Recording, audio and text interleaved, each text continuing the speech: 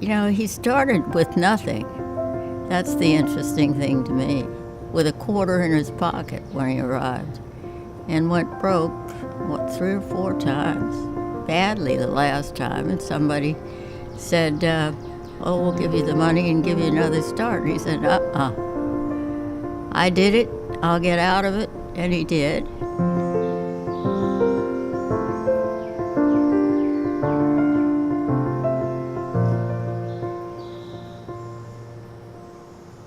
He loved teaching children. And any man that would spend his life teaching children at a little church in Covington just had to know what he was doing. At Children's Home of Northern Kentucky, we talked frequently about building bridges to better futures. That's our call. It is simply not a governmental matter in addressing kids who have been removed from home, who are in state's custody. These are community-wide social problems that all of us have to bind ourselves together and will to change. It wasn't about having fun. It was about keeping the family together. And that's really what, looking back at it, that was very important. Not only was it our nuclear family, we had an extended family that I wasn't aware of for years, but it kind of all came back here to our time at the home. We have these kids that are born into families that, through no fault of their own, they're born into toxic stress, they're born toxic, and that just continues. You know, their brain is under development, but the whole time it's under stress. And we keep repeating the cycle over and over and over. So this population, we wanted to make an investment, just not a financial investment in it, but also a way to collaborate with others to say, okay, we need to really look at this population. And working with children and families therapeutically, they're providing us with a really intimate glimpse into some of the most difficult aspects of their lives. They're talking about trauma, grief, mental health issues, or significant losses. And to be able to partner with us to work on some of those topics is really a gift that the children and families are providing us. Well, I really get excited at the challenge of making the initial connection with the kid and then helping him connect and bridge back to his family and the community. These kids, each and every one of them has potential. They have hidden strengths and hidden talents. They may have recognized them earlier in their childhood. They've gotten buried away, and I love helping them rediscover or discover them for the first time. And then watching the self-confidence and self-esteem meters rise. One of the secrets to this home and its success is that it has been able to adapt to ever-evolving and changing community needs. Now the need is for us to be a premier provider of adolescent behavioral health. And that is quite a shift.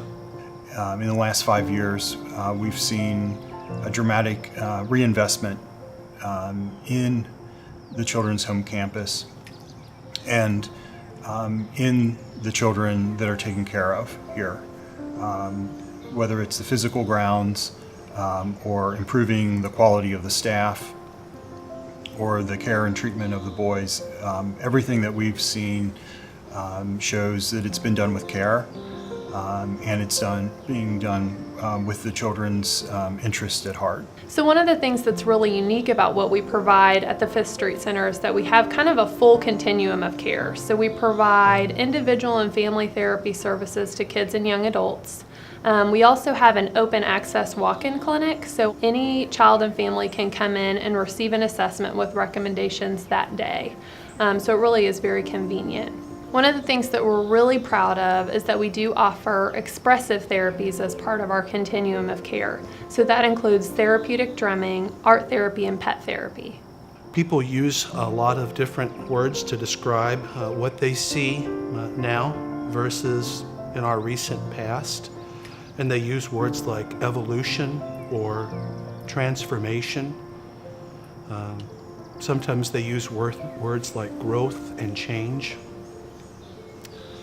And all of that transformation, evolution, growth and change, this renaissance that we're experiencing has one driver, and that driver is the people of Northern Kentucky and Greater Cincinnati who have decided that perhaps we can't do everything to address child abuse and child neglect and adolescent addiction. We can't do everything, but we can do something. And I think that has been the key to our recent success. Knowing that they are here, knowing that they meet the needs that other organizations haven't stepped up to meet, they fill a void for our community that is very comforting. Beyond the physical, they're making a true investment in how can we make these kids better? What can we do? What are the strategies and models that have worked in other communities that we can bring together to really make a long-lasting impact on the life of this child? I mean, we need it so badly. And it's not a very glorious thing to do.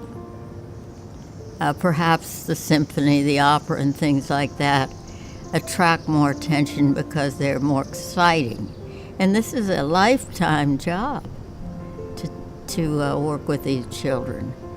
You just have to have a lot of love and thanks to people who do these things. And at our age, we wish we'd done more. All of us wish we could do more, but not much longer. Time runs out.